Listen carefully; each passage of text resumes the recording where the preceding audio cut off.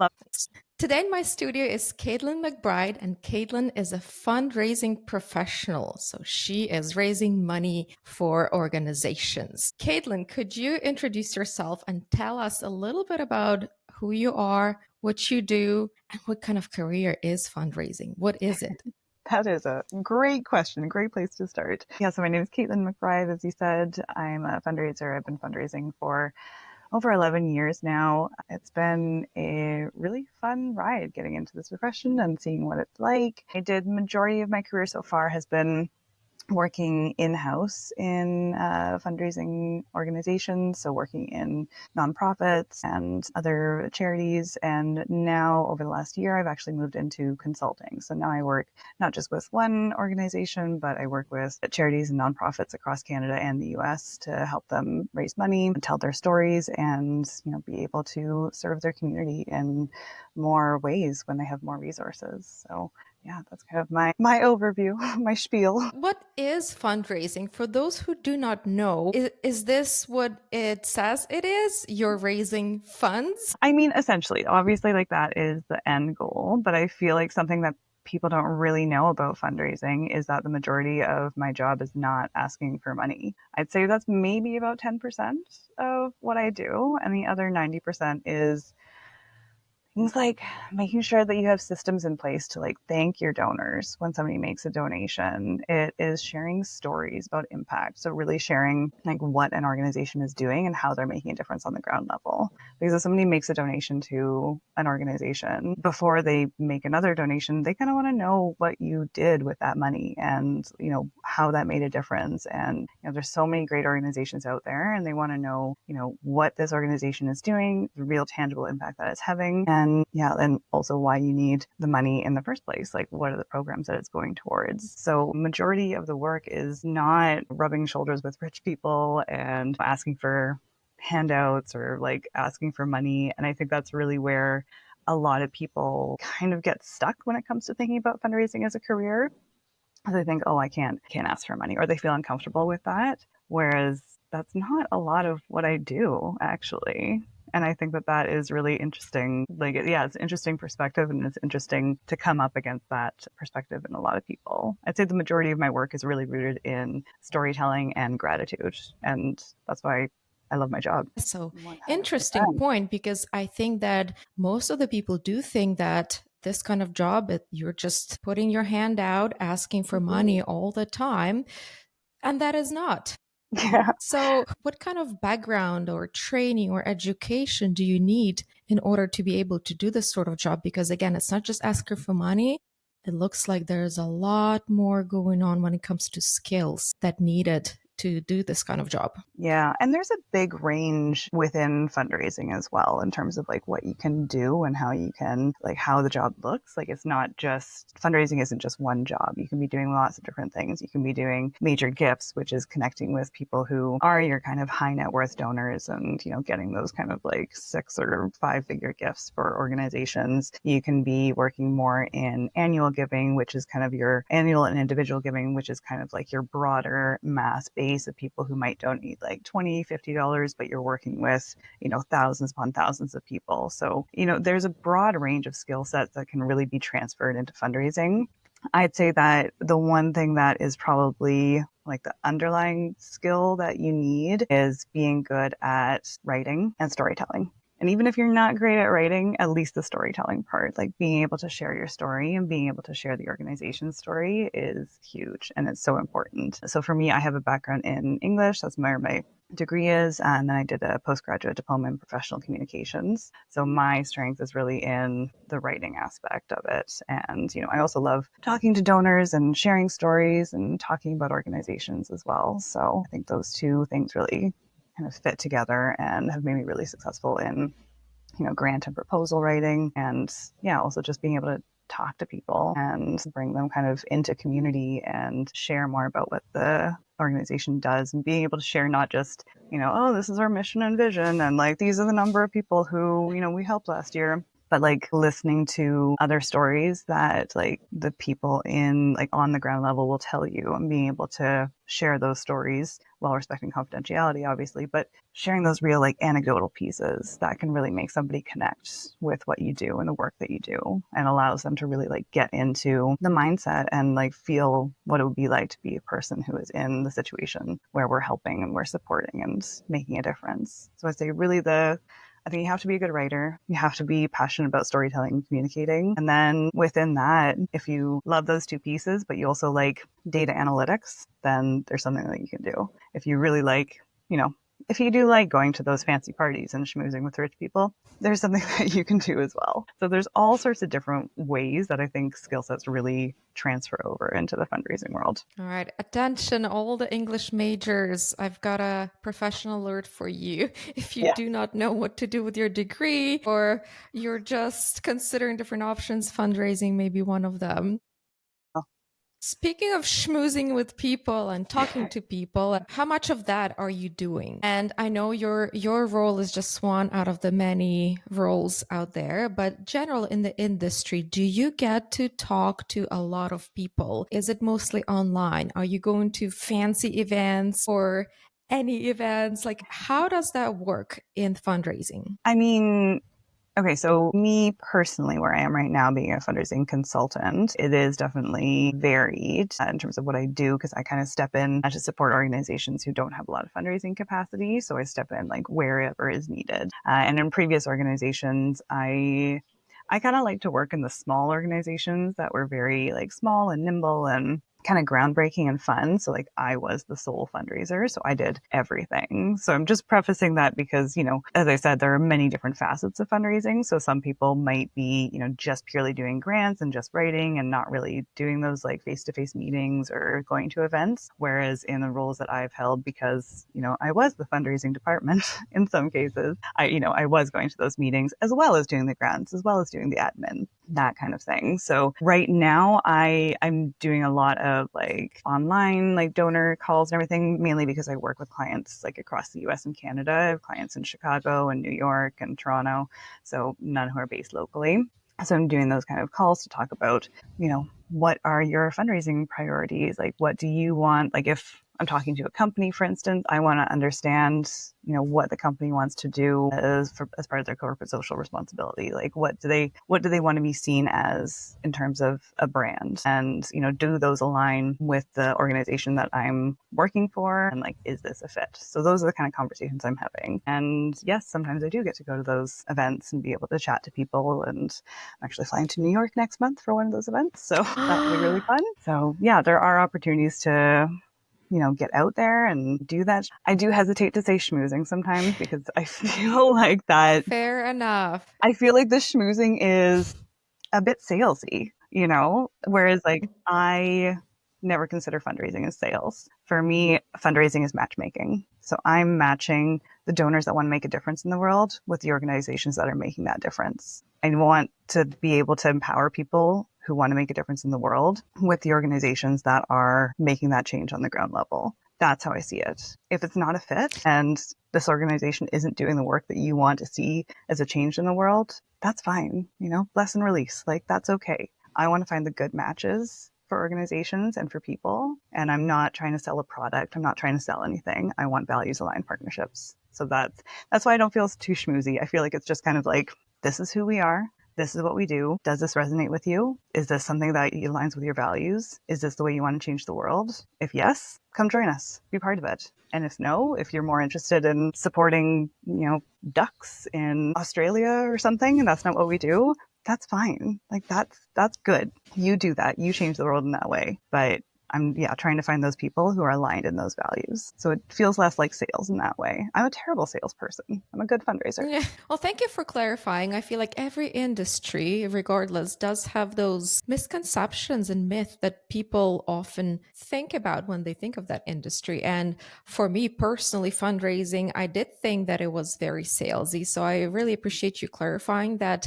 No, it's not sales. It's more of a matchmaking, and that's a wonderful way to look at it. Oh. Yeah. And I think that kind of takes the pressure off too. Like, I'm not pitching. I'm just telling you what this organization does and the difference that they're making.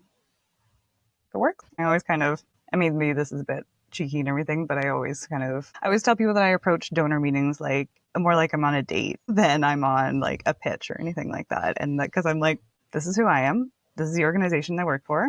Who are you? Do we match? Yes? Great. Let's like carry on. Let's build this relationship. If not, that's okay. Move on. So it does look like a kind of a perfect career for someone who likes being with people, who's extroverted. What if person is more introverted and doesn't like that kind of outreach and activities and all the things happening? Do you think this is the career that could be a good fit for someone like that? Definitely. As I said, there's so many different facets to fundraising and so much of a different need. I think if you're somebody who, doesn't have that desire or skill set, or that doesn't make you comfortable to be in those settings, like there's still huge value that you can add to the industry and to the nonprofit sector. There's lots of need for grant writers, for instance, for people who are communicating and telling the story just purely in writing and, delivering those communications materials. There's even opportunities for things like data analytics, like really looking at who are the top prospects, who are your top donors. I was just before this call diving very deep into a spreadsheet. So, things like that are definitely a part of the work as well. I think there's a lot of variation, and especially when you get into organizations that are a bit bigger, there's a very vast fundraising department that has their IT department, like their, contact resource management people. They've got, their like specific grant writers, admin staff, like there's all these different functions that work together to make a fundraising department go. So it's not, you don't have to be extroverted and, interested in sharing a story or, feel comfortable at parties or networking to be in fundraising. You can still do it and you can still support. And there's a huge need for fundraisers and other fundraising professionals in the industry. So I think anybody who is remotely interested in it and remotely interested in supporting an organization and supporting charities to do their work, it's definitely something to explore. So, is there a need just in BC or in Canada? What are you seeing industry wise? I mean, industry wide, so I actually started my career living in the UK, and that was nearly 12 years ago now. And this is my fundraising career specifically. And even then, and in the UK, there was need for fundraisers. And, we were really struggling to hire fundraising roles. So I think for as long as I can remember, and I remember somebody even saying at that time, like, well, there's always been more fundraising roles than there have been fundraisers available. And that was 12 years ago. And it has not changed. And honestly, it has gotten worse. I have organizations that I work with. There's one that I know of who's been trying to fill a fundraising role since I think last July. We talk to organizations all the time, and as part of the work we do is supporting organizations who are struggling to hire fundraisers because that skill set is so needed and there's just not enough fundraisers to be able to fill those positions. And that was part of, my kind of strategic choice to go into this role as well, because I feel like I have some very good job security no matter what I choose to do and where I choose to go. If something happens to the role or it doesn't quite work out, there's usually another one that's pretty decent and around the corner. So, it creates that, just that kind of security and comfort. And it's also allowed me to be a bit more adventurous in some of my career choices. I go into organizations that are maybe a little bit more like on the like grassroots level or like just kind of building their capacity. Or even now, I've joined a company that was only founded 2 years ago. And we're just starting to kind of like build our client base and get out there and and we're really busy. It's good, like we're very busy, we're building the business, but I've been able to kind of like take that risk a little bit more because I know that if God forbid something happened and it didn't work out, I would be able to find another fundraising role. It's out there. Yeah, it's certainly good to have that job security and that you will be okay no matter what. A lot of industries are facing labor shortages right now. It's not just the fundraising, but specifically fundraising. Why do you think organizations are having a hard time finding people? I think there's a couple of reasons, and this is getting to the good, bad, and the ugly about fundraising. There is a high degree of burnout. It's a challenging role. It's a busy role, especially when you're in-house. You feel a lot of pressure, and you feel, especially if you really connect with the organization and the work that they do, failure is part of fundraising. It doesn't matter if you're in this industry for 4 years or 40 years, you're going to get rejected for grants. You're going to get rejected for your best fundraising proposals, and for reasons that are completely out of your control. But when you're in an organization that really speaks to your heart and you care so much about, especially if it's maybe a small organization that was really dependent on that funding, I've had like big funders who like change priorities and turn me down for a massive grant or like massive proposal for an organization that I felt so strongly about. And I just burst into tears. Like it was like, and it really affected me. So, there is that risk involved and that risk of burnout that is involved. And you have to be really good about setting those boundaries and, understanding what is in your capacity and what isn't. And also understanding that, as I said, failure is a part of fundraising. Being turned down for something or having a rough year or a not so great end of year campaign does not make you a bad fundraiser.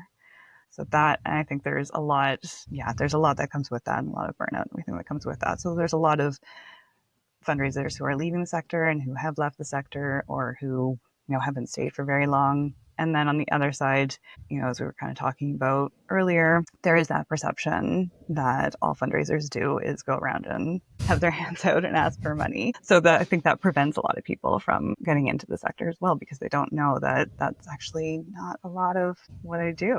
So I think those two things really play the biggest part in there being a lack of fundraising or fundraising professionals who are out there. And also there's big funding shifts that are happening right now. So organizations who maybe have not had to rely on fundraising for a long time because they've had government grants and other sources of income that they didn't have to worry about, that's not the case. And they're actually realizing, oh no, we need to start fundraising. We need to, build this muscle, and we need to, secure our financial future. So it's an ever increasing need. I think LinkedIn actually had director of development, which is a fundraising role, was one of the top 10 fastest growing job titles in America in just this past January. So it is. All right, folks, listen up. Yeah, it is yeah. All right, Caitlin, when it comes to working in this industry, do you need any specific education to get started? I would say no. There's a lot of, things that you can do and there's courses and things like that, but there's no real, you have to pass this course in order to become a fundraiser. Honestly, I never did any fundraising courses. It was a lot of learning on the job, and, maybe those kind of going that route maybe took me a little bit longer. Maybe if you wanted to progress much quicker in a fundraising career, there are courses that are out there at, BCIT and SFU that are great to build that foundational knowledge in fundraising. But there is no requirement that you have to have in order to be able to be a fundraiser. There is a designation, which is a certified fundraising executive designation, which some people think is an entry into the fundraising profession, and it's actually not. That's more of a signifier of kind of the level that you're at in your career. So I got my certified fundraising executive, my CFRE, a couple of years ago. So that was after being in a fundraiser for 9 years and working in all sorts of different organizations, and you have to have, I think, at least 5 years of experience in order to even apply for it. You have to have raised a certain amount of money. You have to have done a certain amount of education, and education, I mean webinars and things like that. Nothing that is super formalized. But so that is something to look at later on in your career if that is something that you want to do. But it's also optional. So CFRE, what does it stand for those who don't know? Certified Fundraising Executive. Okay. Do you find the designation is beneficial to a career? I think it depends on where you want to go and the kind of organizations that you want to work in. I have my CFRE, and this is just going to be total honesty here. I have my CFRE. I have debated recently about keeping it. I think that there are different ways that you can do fundraising and different values that various organizations have in fundraising. Some organizations feel a bit more salesy to me, and I feel a bit more kind of old school. And that for me sort of felt like where a lot of the education and assessment for the CFRE kind of was based in the more kind of, I call it old school fundraising, where it is that kind of just kind of a bit more schmoozy and like focusing on talking to rich people type thing. And there are some, there are big organizations and particularly things like hospital foundations and stuff. They're a bit more kind of rooted in that and they really care about having a CFRE. Whereas like that's not super aligned with my values. So I find that when I'm being reached out to, contacted like on LinkedIn and sort of headhunted, people who are paying attention to my CFRE are not the organizations that I actually want to work for. However, now being a consultant and working with a wide range of people and people who don't really know that much about the CFRE, actually kind of having those letters at the end of my name sort of add to their like trust in me about my fundraising knowledge and my credibility. So it's serving me right now in that purpose, but TBD as to whether or not I'm going to keep it. It's good to understand that you have options and you can choose what aligns with your values and your goals. For Yeah. someone who's just starting out, how do you choose the right option? How do you know that this is the organization that I care about and I will enjoy my work? Yeah, I think a lot of that is going to be super personal, and a lot of it is really trusting your gut and, listening to your gut and paying attention when you feel uncomfortable in situations. Because there are situations sometimes where there feels like there's a power dynamic in fundraising, especially for the younger fundraisers that can feel really uncomfortable and feel a bit scary as well. And there is a potential for, that to kind of crop up. So I think it is a lot about like listening to your gut when you're in the workplace, but I think also looking at, the organization and, who they are. Like, does the mission align with your values? So is this something that you would feel really comfortable like talking about and sharing? Like, does the passion for the work that they do come from like deep inside you? Is this like, if you're not that into animal welfare, maybe don't go work for Ducks International, things like that. So make sure that it ignites something in you. And then also like I think there are little things too.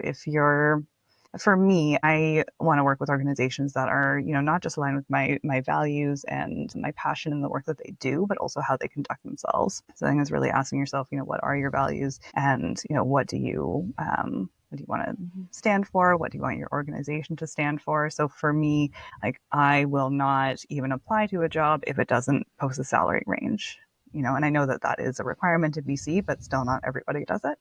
But I think that things like Unfortunately, that, not. I know, but I think that things like that, they don't just speak to what the kind of money that you're going to make, but they speak to the values that the organization holds. Like, do they hold the values of like equity, of gender equity, and particularly like social justice, things like that. So I think those little things I've learned to navigate and understand as a few kind of red flags.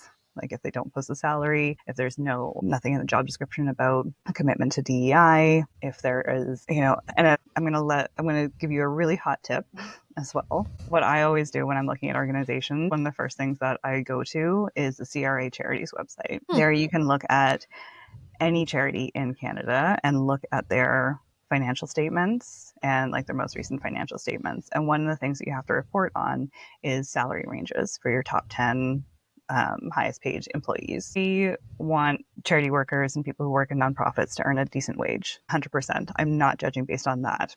Something that I am judging for is looking at if the executive director is making a huge amount more than the next highest person in their organization. If there's like a $50,000-$60,000 gap, that speaks volumes to me about the way the organization operates, the way that kind of like trickles down from the top. Particular warning flag for me is the majority of nonprofits are staffed by women and led by men. So if it is a man, typically a white man, who's earning $50,000-$60,000 more than the next highest paid, typically woman on his team, that's an organization I'm not going to go and work for. So I think it's staying really aligned to your values and your principles, picking up on some of those red flags, and yeah, I think just being secure and strong in that, and also knowing that this is an industry that has a lot of opportunity and a lot of options. So you can be picky because Yeah, you don't have to approach this with a scarcity principle. We should be picky. I like that. And thank you for the hot tip. I'm going to go on that website and look up a couple of organizations. I'm just curious. Speaking of salary ranges, Caitlin, what can someone expect to be paid when they are just starting out? And what is a possible ceiling? Let's say if a person does grow to be a president or CEO of the organizations, what are the ranges? But most importantly, I'm curious about what are the expectation when you're just starting out? You're fresh, you're just out of school, you don't have any experience whatsoever. What should I look for? First of all, I love that you're asking this question. Like, it is so great to, I really believe in like just talking about this and talking about it like openly and getting these salary ranges and understanding that. So, love that. I would say for a first fundraising role, if you're just kind of coming out of school, and I'm kind of adjusting for way back when I started decades ago, but I would think that you'd be looking at somewhere around 50,000.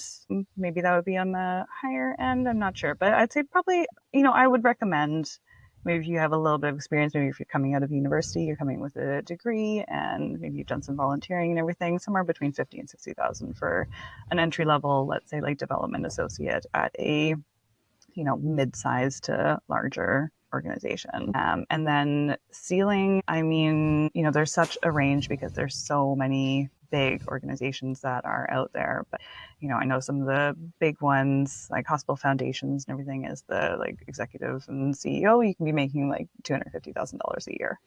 So it is quite a range. Whereas, if you are in a smaller organization and you're an executive director, you're probably looking at more like 100, 120-ish or so. But you can probably grow that as well. So, but there is going to be quite a variation and everything, quite a, And that's fair. There is an expectation that you will be starting somewhat low. So it's good for folks to understand what is the expectation when I'm just starting out. And when a person is starting out, Caitlin, what are the job titles that they should be looking at? So just fundraising, or what are the job titles that are kind of tied to this work and to this industry? Yeah, so the big ones that are looking at is, keywords like fundraising and development. Development is kind of another word for fundraising. So sometimes people don't call it a like fundraising manager, they'll call it a development manager, or a director of development. So when you're starting out, you're looking at things that are development associate or development officer or development assistant. Those kind of things would be your sort of baseline starting point for jobs in the fundraising world. And in those roles, you'd probably be expected to do some like donation processing, so issuing tax receipts, communicating with donors, and maybe if you have those writing skills, supporting to develop like proposals and other kind of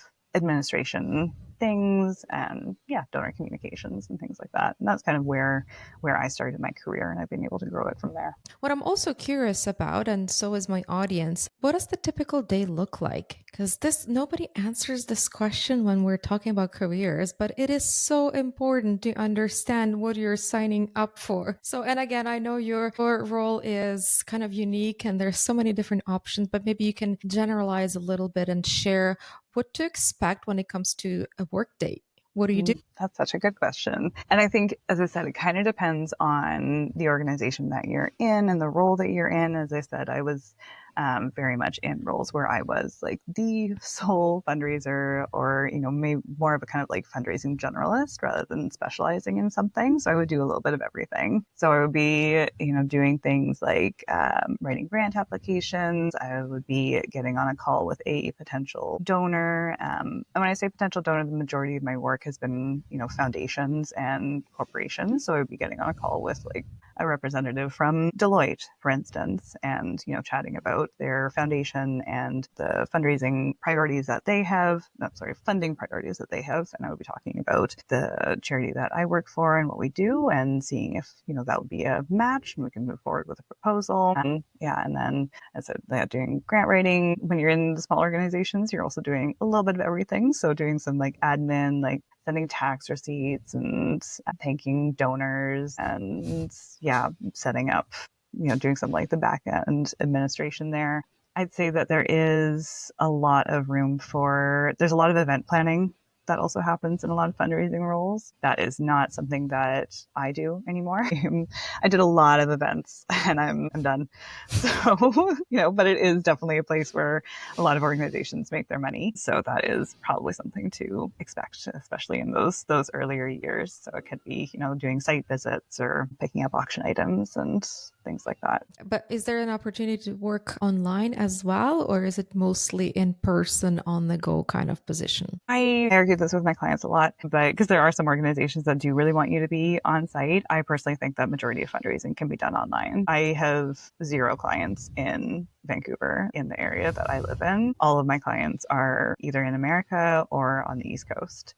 So, and I'm still doing work for them and I'm still supporting them. I'd say maybe you can expect to be asked to be in the office a couple of days a week, maybe for team meetings, that kind of thing. There is a benefit maybe when you're starting out to having a little bit of a presence, maybe like on site or at least where they're delivering programs, because I think that you can really get a sense for the work that's happening and be able to talk about it and communicate it a bit more. So just having a bit of a presence there is, I think, really helpful, but I would say that the majority of work can be done remotely. Well, there's a benefit of doing work in person because you get to go to New York. Yes, that's true. Yeah, you never know. Love that. Honestly, it's one of those things that like I never really knew where this career was going to take me. And it's taken me on a really fun and exciting trajectory, and it's really exciting. And I get to chat to people from across the country and in America and everything too. And yeah, it's been really fun, which is why I love talking about it, because people don't know how fun it is. Could you share maybe one of the most fun or memorable projects that you've done? Yeah, I mean,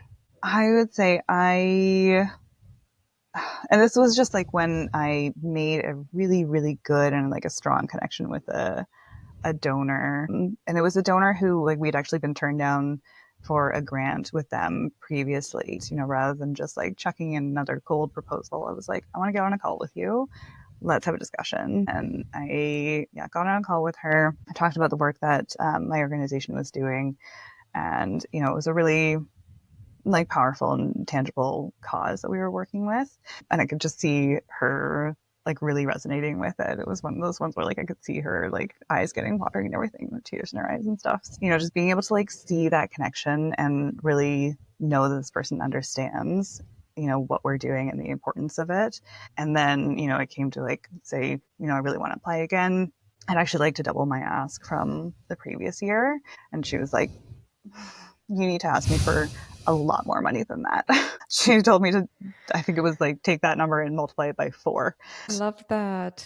I love when Because women do that. he was like, nope, that we want to like really get in here. We want to really support you and we want to really make a difference and really support this program. And yeah, you need to ask for a lot more money. And I did, and we got it. And it just completely transformed the program. And, being in a small organization, really getting to see that and see the impact, like literally in front of my eyes was huge. It was a really powerful partnership. Thank you for sharing. And I bet it's exciting to write stories about that impact and how it helped the people that the organization served. Okay. Yeah, it was really powerful. What would you advise your own self when you're just starting out and you're trying to get in and you're figuring things out? What will make the biggest difference? I would say ask questions, talk to as many people as possible. I would say my biggest thing is be curious. Like, get really curious. Like, ask about the programs, ask about the work that's being done, ask about the future of the organization, because that's huge. You're fundraising for the future and for future projects. So getting really, really curious and genuinely just approaching everything and every opportunity with curiosity. Because I think that's what I love so much about what I do. When I go to these, like, a lot of people feel very awkward at networking events, and I love them just because I'm so curious about people. And I want to know, like, I genuinely just want to know, like, there's no, I just feel very authentic in that because I'm genuinely just curious about them and curious about their values and who they are and what they want to do and how they want to change the world. So I think just approaching everything with curiosity. And I think that, once you kind of in there and understanding and you're kind of moving in your career, my biggest advice to my younger self would have been to trust my own voice. I think that there's a lot of, as I said, there's a lot of failure that comes in fundraising, and that doesn't make you a bad fundraiser. So it took me a lot of time to know that I knew what I was talking about and that I was good at what I do. Because it is very hard to, no matter how much success you have, to not focus on that failure and to not get that, only focus on that small percentage and to focus on all the successes and everything that you've had. And maybe those successes haven't only been measured in financial contributions. Maybe it was a really great like donor letter that you wrote. Maybe it was a really good like communication system that you put in. Like those are still successes. You're not always measured by the sum of money that you bring in. This is such a good reminder because myself, and I'm sure many others who are listening, were so eager to focus on our failures and forget about all the successes that have happened. So it's a really good reminder, Caitlin, to understand that it's a roller coaster and there will be ups and downs, and rejection is just part of the grind. It is, yeah. And it doesn't make it any less hard. Yeah, there are ups and there are downs. And I think just trusting that you have the experience, you know what you're talking about, and yeah, you can trust your own voice. Even if you're just kind of starting out, like trusting your own voice and trusting your own gut in some things is really, really powerful and really important. Absolutely. Is there anything that we haven't talked about that you wish people knew about fundraising? No, it's a good question. I don't think so. I think we've covered a lot here. I think just understanding like the potential that is there and the potential that is out there for people. Like this is a sector that really needs people. And it is a way to be doing something good as well and to feel really good about your work and to feel really passionate about it. I think for me, my main reason for getting into fundraising was, wanting to support charities and wanting to support the work that they do, but also understanding that I did not have the like emotional kind of capacity to do a lot of the frontline work, which was really, really hard. And I did do some of that frontline work for a little while, and it was very, very hard, emotionally devastating in some situations. And this was a way that I've been able to support the causes that I care about, but still give myself a little bit of distance and, be able to protect myself and my emotional resilience. So I think there's that piece as well. That's beautiful. So again, frontline workers who are a little bit fatigued, listen up. This may be another way you can support the organizations and the causes that you love. Totally, totally. I just, was at a networking event last week. I think I was talking to somebody who had just been working in an organization for 10 years and had switched over to fundraising for that exact reason. Needed a change, feeling very fatigued and burnt out, but still wanted to support the work that they did. So it was a great move. Well, thank you so much for sharing all this valuable information, Caitlin. I've learned a lot. I hope my audience has learned a lot as well. For someone who may be interested in, hey, you know what, this may be for me, where should they go? Do you have any recommendations for organizations or maybe even people to follow and connect with? Are there any big names in the industry that you would recommend? I wouldn't say I'm a big name in fundraising, but I'm always there if anybody wants to reach out. I love having chats with people who are thinking about pursuing this as a profession. So you can always connect with me on LinkedIn. I'll send a link over so you can include it in the show notes. You can also follow my colleague who I work with closely and is great with giving fundraising advice and other information about the industry. Her name is Maria Rio. And I also really, really love the New School of Fundraising. It's run by an amazing woman named Rowena, and she has a lot of great courses and webinars and workshops for people who are kind of building their foundational knowledge in fundraising. And they're very low cost and barrier free. They've just been really, really great and helpful. Well, thank you so much, Caitlin. I really appreciate your time. The information was so amazing. I hope it is helpful for anyone who's looking into this wonderful career. Check out the show notes for details and contact information and links that we've discussed today, and reach out to Caitlin if you have any questions. Thanks for having me. Thank you for tuning in, everyone. I really appreciate you joining us today. Caitlin has shared so much incredible information about the fundraising, the industry, the money that it pays, the demand. So those of you who are interested, look into it. You never know. This is Grits, from Grit to Great.